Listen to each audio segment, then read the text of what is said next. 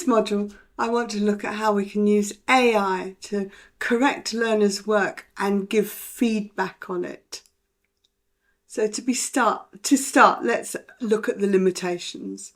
So ChatGPT cannot process audio sound. All you can do is record the students, create a transcript, give the transcript to a chat, and it will treat it as a text as opposed to an audio. So the limitations are that it won't be able to give feedback on any of the elements of sound, intonation, word stress, sentence stress, pace, timing. What it will do is give you feedback on it as a text in how it's constructed, the use of language, etc. There is some software being developed that deals with spoken English and gives some correction, but it's still very much in the early stages at this point. Okay, so things that it can do in terms of written work. It can work with different genre very easily. You can ask it to do different things. It can identify and change register on text, no problem, go from very formal to very informal. It can look at cohesion and coherence in text. Does the text make sense? Is it running in a logical order? Is it glued together correctly? It can look at the grammar. Is the correct grammar used? What should be used? What could be used? The same with lexis, with vocabulary, with function. It will identify and improve that.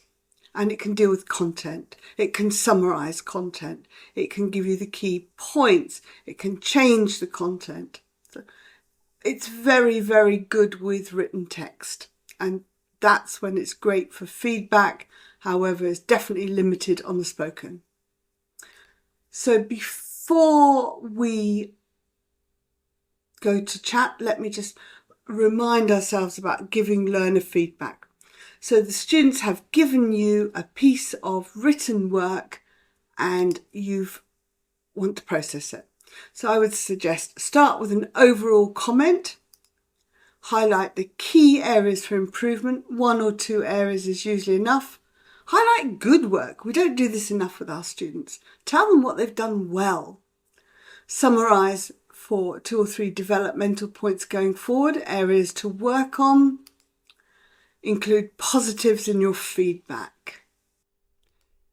This is a letter from a Chinese student about B1 level, possibly heading towards B2. All right, so I want it to correct the above and identify the errors. Okay, so may have actually already done that. So here we are with the errors identified. Okay, so it's shown us. So summarise the 3 top developmental points for the writer, for the student. So the 3 top developmental points. Oh, come on. Okay.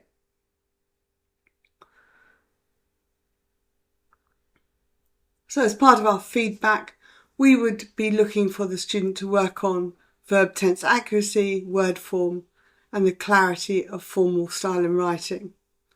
So interesting. All right, now I would say summarise the good uses of language.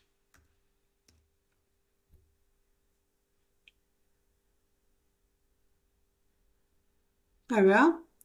So, polite tone, clear structure, effective expression of emotion and impact. And it gives examples as well, which is high value. Okay, so write a summary feedback for student. Include developmental points, good points, and a summary, positive summary. All right, so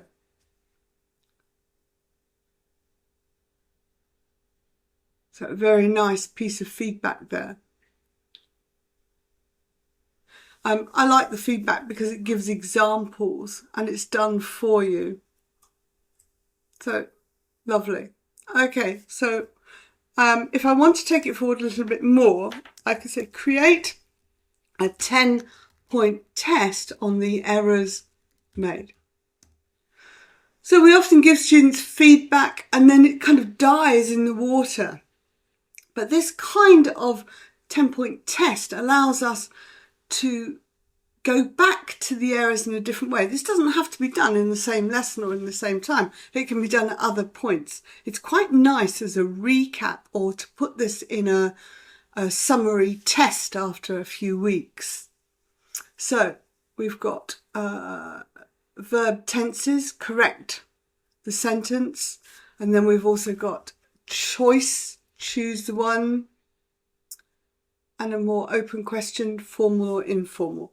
So a nice test that recycles the errors made in the letter.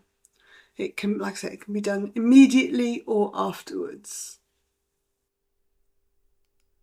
This is a different type of letter.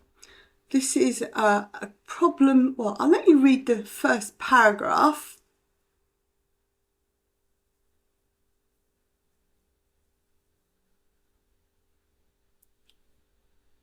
So it's a student describing their first day in a language school. Okay. So correct this letter and correct the tone. Identify and correct the register, Identify the register corrections. Bit of a clunky prompt, but let's see what happens.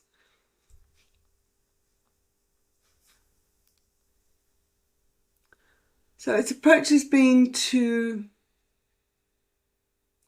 interesting, so it's offered a better letter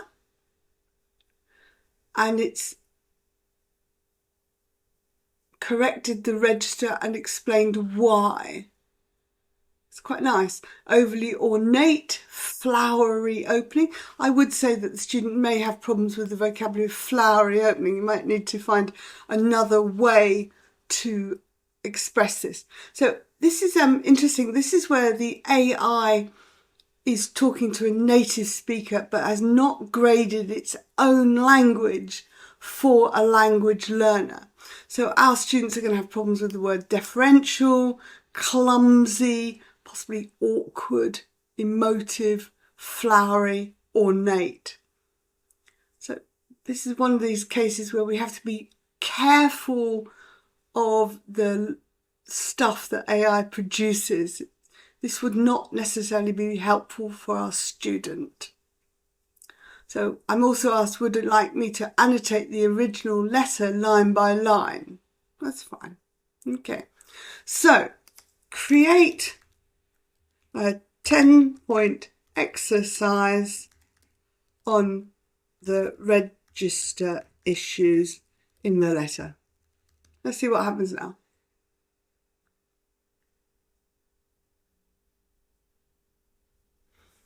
Okay.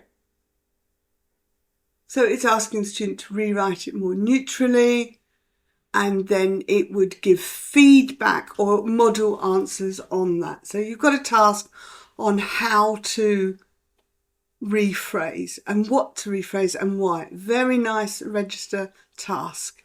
All right. So create a summary feedback for the student on their written. Now let me see if AI has learnt. Yes. So we've got, yeah, very nice. So AI has learnt how I want it to do feedback. Nice opening, some points to improve. Overall, I think I might want in there, so add some positive uses of language to the above letter. So it has learnt to a degree, but not that I also want it to be positive. Yeah. So that's really nice. I think the student would be very pleased to get this. How to improve. It's worded in a nice way. We've worked on the positives, showing that the student, can do really good things, and a nice overall comment. So, yeah, that's a response to a letter that's really in the wrong register.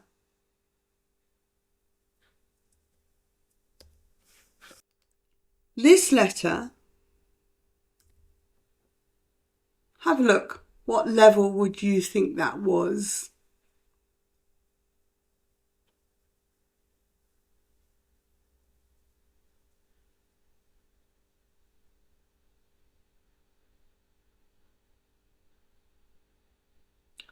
So I asked ChatGPT to create this letter. It's a witness of a mugging, the report that they made. And I asked it to set the level at C2.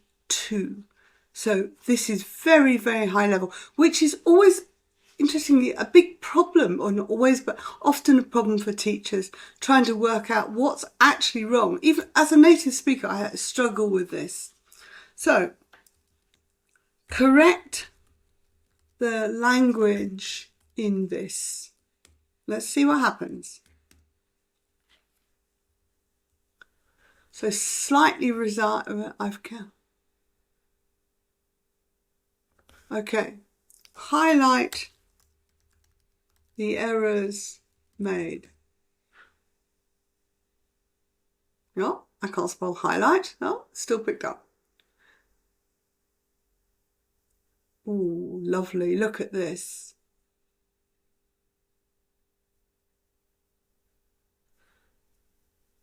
C2, language becomes a debate, an attitude, an opinion, and the students may not take this on board, but at least they've got the possibility of discussion. I like that fell awkwardly is cleaner. Yeah, that feels possibly not a teacher word for TESOL. However, it makes sense. So,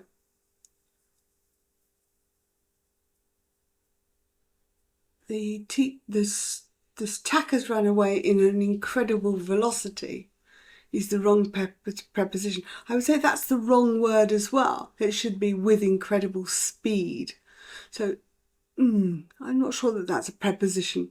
So, old story, check, check, check. Create side-by-side version.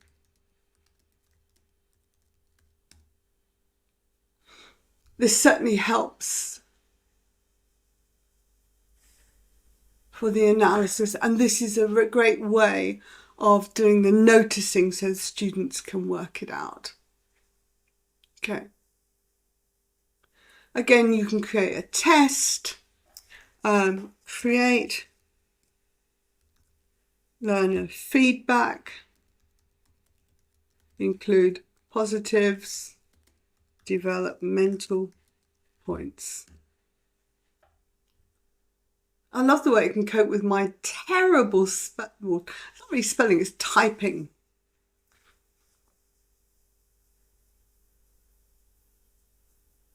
Rewrite the feedback as if I were a teacher marking your work.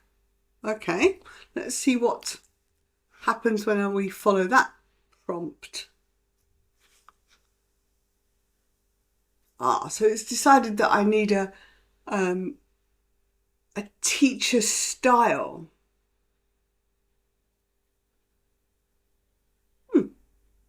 What went well? Even better if. Oh, that's a really nice phrase. Even better if. Good. So you can obviously choose the feedback style that you want. Out of interest, you can add a grade band. So add in IELTS. That one I do need. IELTS score and Cambridge and GCSE level. Let's see what happens. Should be pretty up there on the IELTS band. IELTS is thought to be 7 to 7.5. Ooh, I would have had it at 8, but maybe that's slight lack of consistency in tone prevent it from reaching band 8. Okay, a debate for sure. But as I said, at this very high level, things do get more debatable. I haven't taught GCSE, so I'm not sure. Those of you who are experienced with it, you can tell me later. So, and of course we can create the tests based on the writing as well. Lots and lots of things. So any written text feedback and ways to improve and test built on the errors can be built in seconds. So in conclusion, AI is definitely limited for now on spoken errors.